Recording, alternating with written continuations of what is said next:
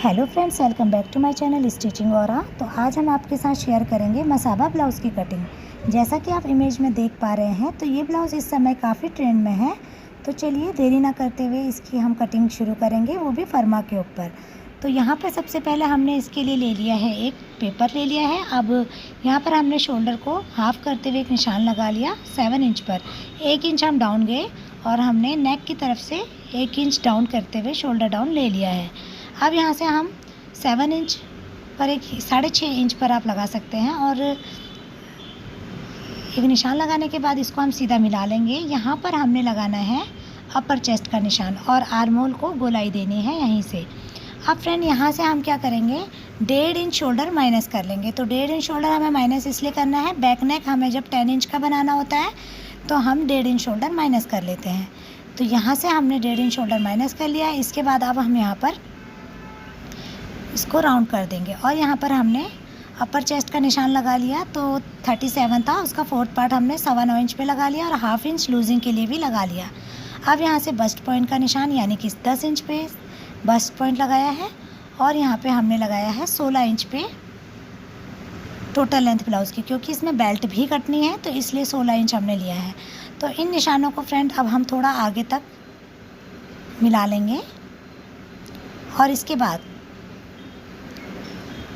ये निशान हमने लगा लिया। अब हम यहाँ से डार्ट पर एक इसका डार्ट देंगे। तो यानी कि जो डार्ट है हमारी वो कितनी दूरी पे लगाई जाएगी, तो इसको हमने डिवाइड कर लेना है। जो फुल बस्ट होता है उसको 10 से डिवाइड करने के बाद यहाँ पर आप निशान लगा लें। यानी कि मैंने 3.25 इंच पे लगाया है, क्योंकि मेरा जो बस्ट पॉइंट है वो 39 इंच है। तो 3.25 इंच पे एक निशान लगाया और नीचे जो वेस्ट वाली लाइन है ना उस पर 3 इंच पर हमने निशान लगाया है और यहाँ पे 3.25 इंच का मैं डार्ट दूँगी। ठीक है, 32 और वेस्ट है इसमें और 39 फुल बस्ट है, तो इसलिए यहाँ पे 3.25 इंच का डार्ट हमें देना पड़ेगा, तभी जाके यहाँ पे एक पफ क्रिएट होगा। तो जब भी हम यहाँ पर अगर बेल्ट निकालते हैं तो कुछ इस तरीके से आप डार्ट दें। ठीक है, पहले वाली डार्ट हमने प्रिंसेस के लिए दी थी, अगर आपको बेल्ट निकालनी हो तो थोड़े सा डार्ट को आप इस तरीके से दें। अब यहाँ से दोनों लाइनों को हम इक्वल कर लेंगे और यहाँ से 1.5 से 2 इंच हम ऊपर जाएंगे।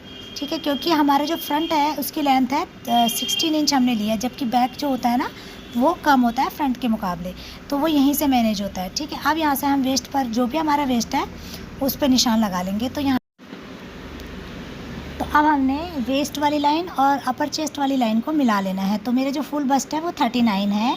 तो यहाँ से अगर आप देखेंगे तो हमारा 10.25 इंच पर 11.25 इंच पर आ रहा है। ठीक है, यानी कि हमारा यहाँ पे मार्जिन के साथ 1.5 इंच के मार्जिन के साथ ये हमारा अपने आप आ जाता है। अब यहाँ से हम एक डांट देंगे आर्म होल पे। क्यों देंगे, क्योंकि यहाँ पर देखिए जो भी हमारा फैब्रिक होता है ना वो जो झोल बनता है, अगर हम डार्ट दे देते हैं तो वो झोल नहीं बनता। ठीक है, तो यहाँ से हम किस तरीके से डार्ट देंगे, तो यहाँ हम जाएंगे 3.5 से 4 इंच डाउन जाएंगे और उसके बाद यहाँ से हम इस तरीके से इसको गोलाई देते हुए प्रिंसेस की शेप दे देंगे। तो शेप आप अपने अकॉर्डिंग दें, इसमें ज़्यादा कुछ यहाँ पर ऐसा नहीं होता कि इतना इंच बढ़ाना है इतना इंच, तो ये आपको जैसा भी सूटेबल शेप लगे ना वहाँ पर आप दें। अब इसके बाद यहाँ से देखिए ये हमारी लाइन जो है 5.5 इंच पर आ रही है। तो सेम दूसरी लाइन भी, यानी कि जो डार्ट वाली दूसरी लाइन है, दोनों हमारी बराबर होनी चाहिए। तो अगर ये बराबर होंगी तभी जब हम जॉइंट करेंगे तो हमारा छोटा बड़ा नहीं होगा। तो आप ये देखिए आर्म होल से कितना हमारा दूसरी वाली लाइन बाहर आ रही है। तो अब हमें जो आर्म होल के शेप है ना वो दूसरी वाली लाइन पर देनी होगी, यानी कि ये वाली शेप हमें जो बाहर निकली है यहाँ से देनी होगी, पहले वाली से नहीं। तो इस तरीके से आप शेप आर्म होल को शेप दे दें।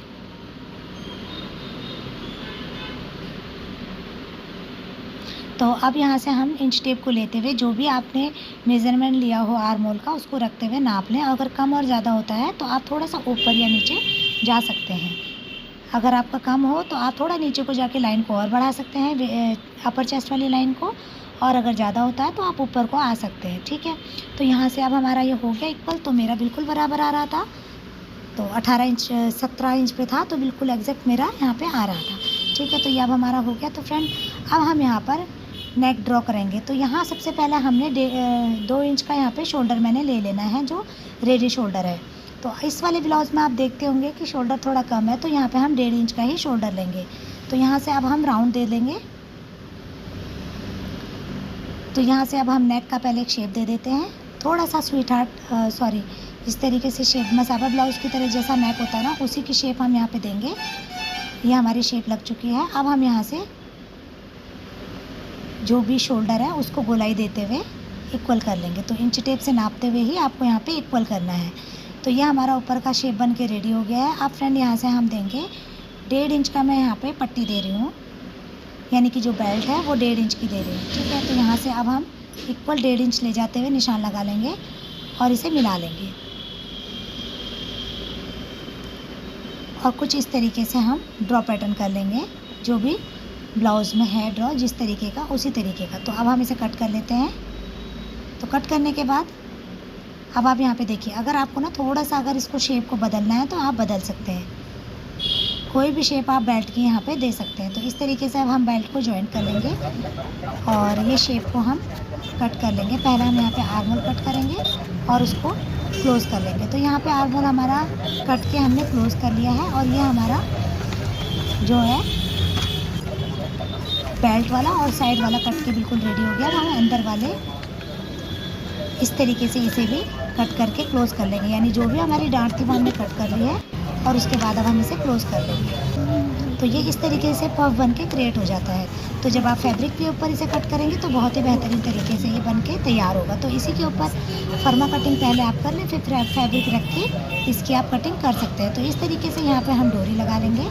तो फ्रेंड ये हमारा ब्लाउज़ कट के फर्मा कट के रेडी हो गया। तो कैसा लगा आपको हमारा वीडियो? पसंद आया तो प्लीज़ वीडियो को लाइक करें।